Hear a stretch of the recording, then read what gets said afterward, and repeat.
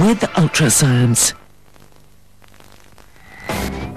War in the 21st century.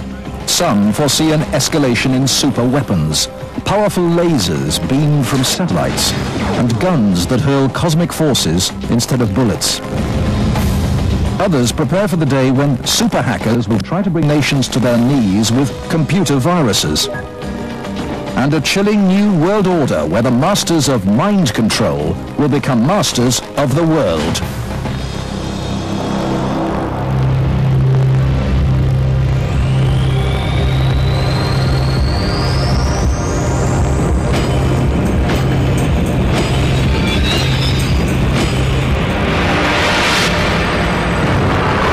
(1939), World War II. Germany launches an assault on France. France, having used the First World War as a model for the Second, found its trench warfare mentality and supposedly impermeable Maginot Line overrun by the German Blitzkrieg in just a day. It was a lesson the Allies learned quickly, and the world would not forget. In this century, as never before, the next war would always be a moving target. In many ways, we've just used new technology to hone very old tactics, like delivering firepower to enemy targets.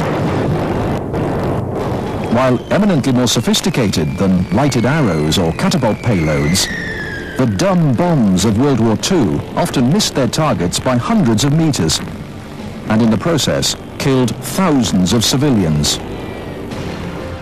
The highly touted smart bombs on display in the Gulf proved much more accurate, but still went astray in alarming numbers. Today's onboard lasers can guide a bomb to its target, homing in on the light reflected back from the target. Accurate to within a meter or two when all goes according to plan.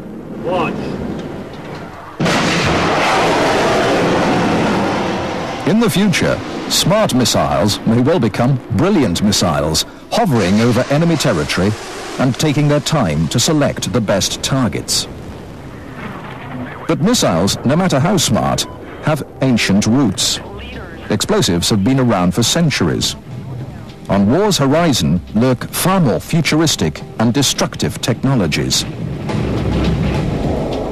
Lasers will almost certainly make a deadly appearance in a war in 2020. These highly concentrated beams of light can do much more than guide missiles. They can be powerfully destructive in themselves.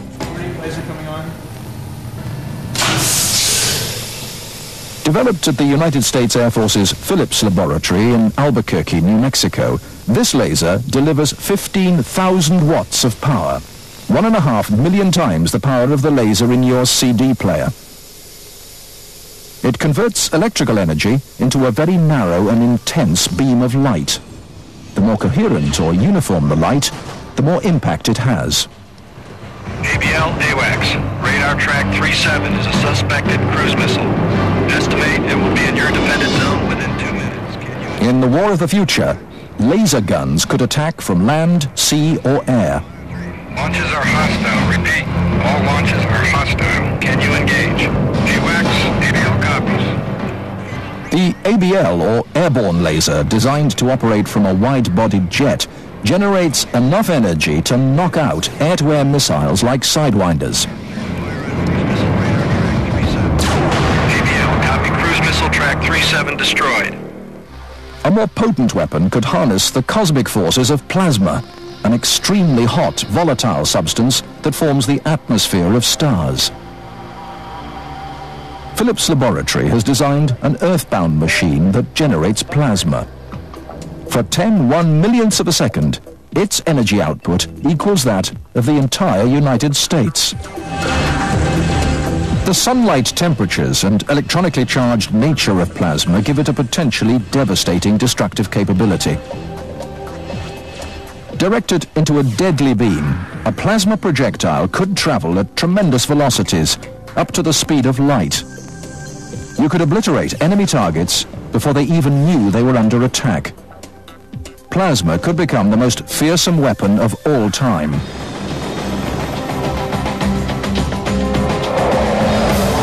In this world of shifting superpowers and changing sensibilities, the mighty armies of the world find themselves increasingly caught up in police actions rather than all-out war. It looks as though the soldier of the future will have more to fear from a hawk-eyed sniper than from any high-tech superweapon. A bullet speeds towards its target at over 3.2 kilometers an hour.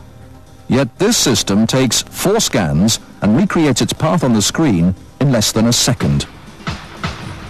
Using an infrared sensor, Lifeguard traces a sniper's bullet back to its source before the bullet even hits its target. A separate colored icon records the path of each bullet.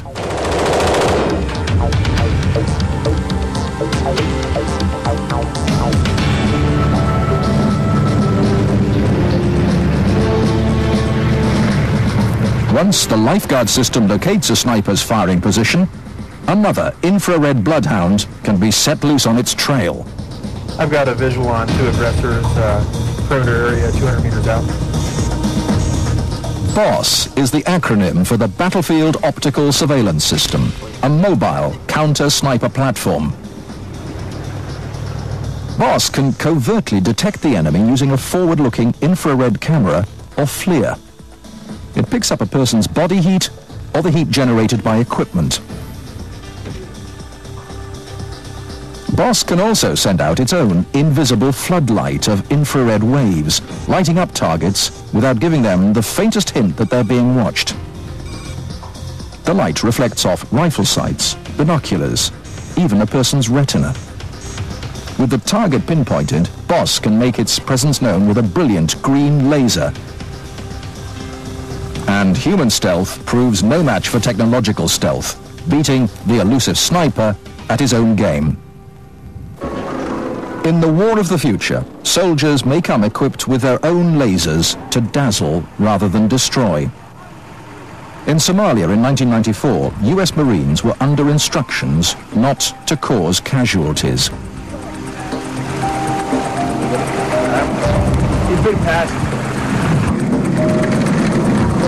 They found that if they lit up one of the aggressors with the saber laser, he froze. The rest of the mob was so frightened, they ran for cover. The canister containing the laser and the battery fits into the grenade launcher of the M16 rifle. A control box snaps onto its underside, and in seconds it's ready to fire.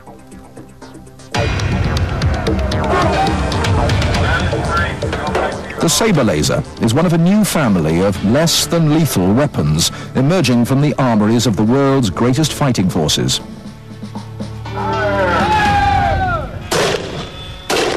These are Stinger grenades. When they explode, 24 tiny rubber balls fire out to batter and bruise opponents into submission.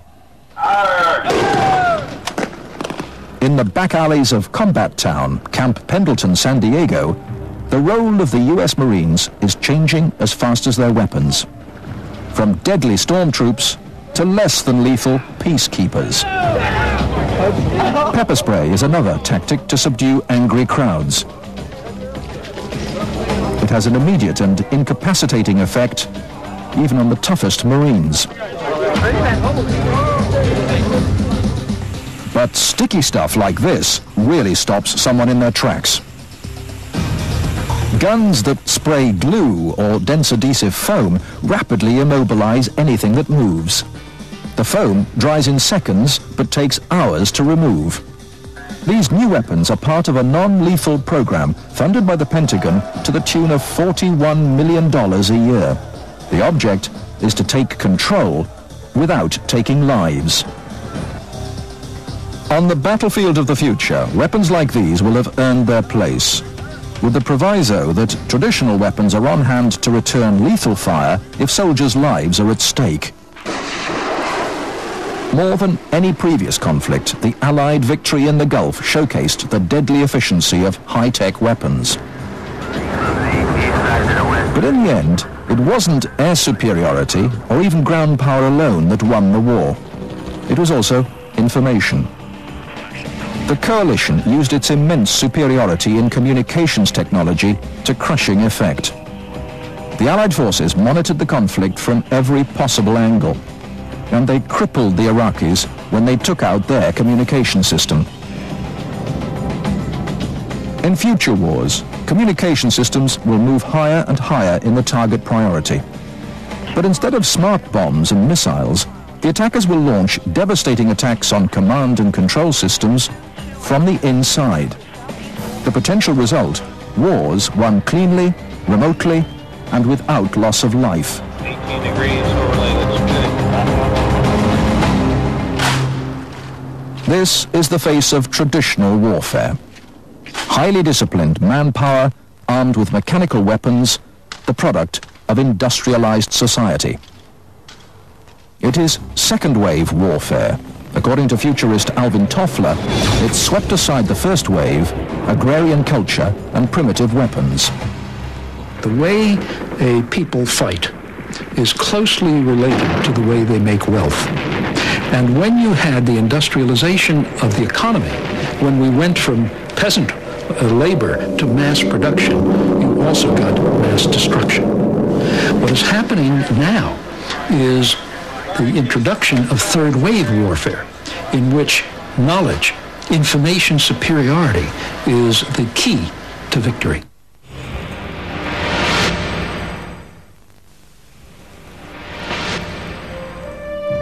Third wave warfare is the new catchphrase of modern military philosophy taught at the U.S. National Defense University. Fort Leslie J. McNair is the oldest continuously manned defense post in the United States. Here, the brightest and the best learn the tactics for future war. This is a different breed of soldier, the information warrior. They're planning strategy and dealing with philosophical issues raised by a dimension of warfare never encountered before: cyberspace. The possibility is there for a country to reach into another country and plant a logic bomb in the, let's call it the military command control system of country B. Is that a hostile act? That one country might react with deadly force against the first one.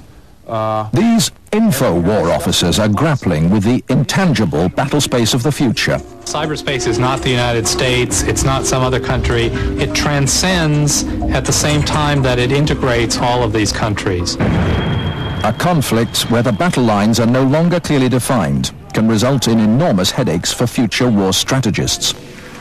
Imagine this: a subversive individual or group inserts a strain of destructive software into a network switching center.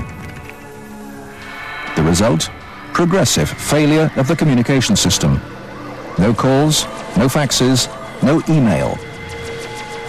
Computer logic bombs, bits of rogue software planted in electronic control systems, begin to chew up data. Transport networks gridlock. Within hours, the financial institutions collapse. Their funds zeroed out by a stroke of the keyboard. 24 hours later, mass panic takes over. An information drought feeds wild and fearful rumors. There's no access to cash and no escape. Such a surprise attack would be the electronic equivalent of Pearl Harbor. It may sound far-fetched, but it is all quite possible. Take the internet. 40 million users can access it through any phone line in the world. 95% of all military communications go the same way. If civilian electronic communication systems are vulnerable, they raise the possibility of even more frightening scenarios: military electronic infiltration. The US government admits to more than 300 attacks on its computer systems every month. The real figure may be more like 20,000.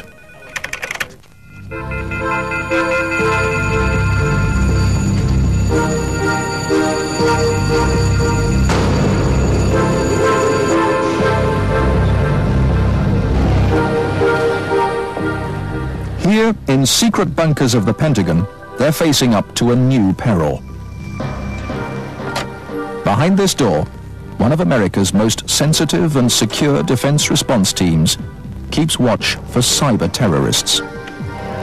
On the principle that it takes a thief to catch a thief, These operatives have learnt the tricks of the hacker trade. Their mission, to hunt down and destroy viruses and data bugs that threaten to cripple the government systems of the world's most powerful nation. This is the Pentagon's Automated System Security Incident Support Team. And here, the battle has already begun. In their first 18 months of operation, the team barely had time to draw breath. They responded to more than 28,000 calls for assistance from US military systems around the globe.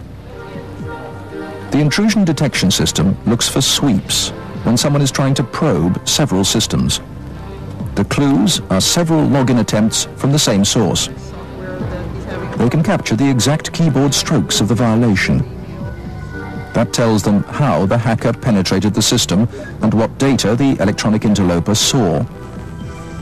Based on this information, the common operational picture simulates the tracks of the attacker's activities until it locates the source to within a few blocks.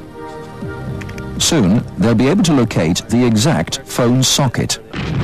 While cyber wars take over from the bludgeoning battlegrounds of traditional warfare, psychological warriors are bringing cutting-edge technology to a more insidious weapon: propaganda. We're moving toward third-wave modes of warfare, which apply information, knowledge, intelligence, strategy, deception, media, the use of the media for managing the perception, the adversary's perception of the battle. Your only safety is across the border. هذا هو المكان where the bombing and starvation. They call it psychological operations, or PSYOPs, and it's the modern-day equivalent of Lord Haw-Haw. This military C-130 transport plane, fitted with mysterious extras, can beam overt, demoralizing messages into the heart of enemy territory. It's the world's most advanced airborne television and radio station, a secret addition to the InfoWar armory. Until recently, this operation was totally classified, what the military calls black. This is the first time they've allowed a camera crew to record their highly sensitive capabilities. They are pirates of the airwaves, able to infiltrate media channels around the world. They can broadcast on AM, FM, military radio frequencies, and most television systems. A trailing wire 180 meters long broadcasts FM signals, while another drops a similar distance from the belly of the aircraft and transmits AM frequencies. Several planes make up the PSYOPs unit called Commando Solo. They can be refueled in the air, giving them virtually unlimited range. As part of Operation Desert Storm, PSYOPs broadcasts helped persuade Iraqi troops to surrender. But Operation Uphold Democracy in Haiti in October 1994 is its biggest success so far. The US military's mission was to back ousted President Jean-Bertrand Aristide in overthrowing the de facto military regime. Commando Solo broadcast messages in Creole. Appeals for calm were interspersed with news panel discussions and local music.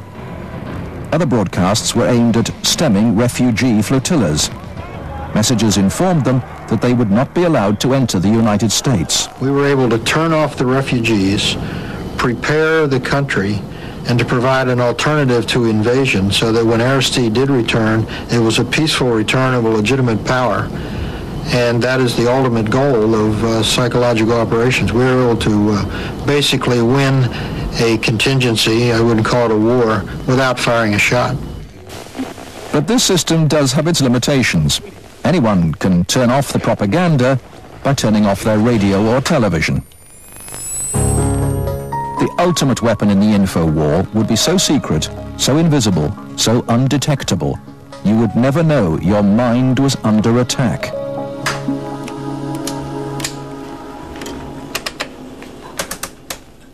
At Laurentian University in Ontario, Canada, a young student is about to undergo one of the strangest experiences of her life. They're hooking Denise's brain up to an electroencephalograph, or EEG machine. For 30 to 40 minutes, this will monitor her brainwaves. While these electric coils attached on either side of her head will immerse her brain in an electromagnetic field. Her brain actually completes the circuit between the two coils. The field pulsing through her brain is less powerful than one given off by a digital clock radio, but acutely controlled and focused at specific parts of the brain, it will open Denise's mind to outside suggestion by this man. What do you do, a switch to see if it's right or left hemisphere? Use your frontal temporal. Dr. Michael Persinger is a professor of psychology and neuroscience. He is designing ways to put the power of mind control to good use. Dr. Persinger's research focuses on brain trauma, and he uses carefully controlled doses of electromagnetic radiation to induce relaxation and alleviate pain. So what Sandra did was to initiate a opiate releasing pattern. That's a burst firing field that is stimulated once every 4 seconds. And that produces relaxation and a very pleasant sensation. Similarly, using the appropriate fields, we can induce fear and apprehension, but clearly that would be unethical in that setting.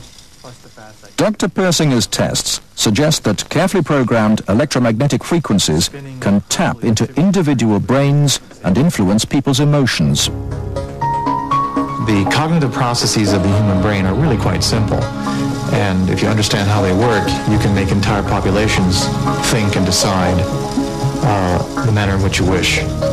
Many experts are skeptical of such an Orwellian scenario, but Persinger thinks the implications are chillingly real. Suppose you generate a field that produces fear, fundamental fear, in large numbers of people.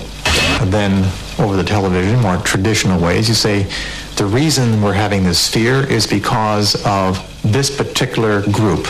And now you start to move the population believing in a direction that you wish.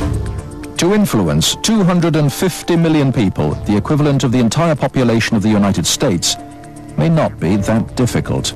According to Dr. Persinger, we already have the technology, satellites and television and radio transmitters. Mind control may already be happening. We know the mysterious PSYOPs plane can beam persuasive sounds and pictures into people's television sets. Will it someday beam disturbing frequencies directly into the mind? Mind control will be the ultimate non-lethal weapon. The prospect of a war without pain or death, where victory comes without a single shot being fired, should be a cause for jubilation. Smart military technologies and non-lethal weapons could at least prevent the awful carnage of large-scale head-to-head combat. What then can we expect of war in the 21st century? Which will frighten us more, the threat of unspeakable destruction from plasma cannons and lasers on high, or the prospect of national computer crashes?